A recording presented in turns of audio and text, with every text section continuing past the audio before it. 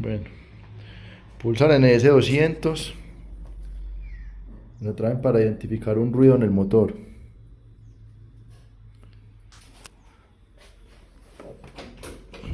Está ya en neutro.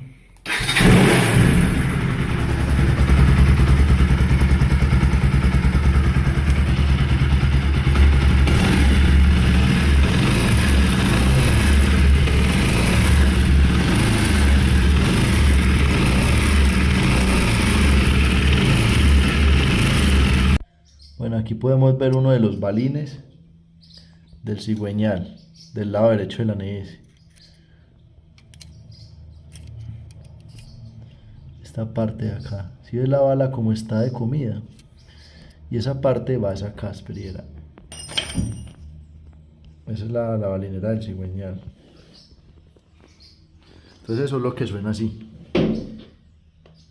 Ya la balinera está mala. Internamente. Y para poder cambiar toca bajar todo el motor.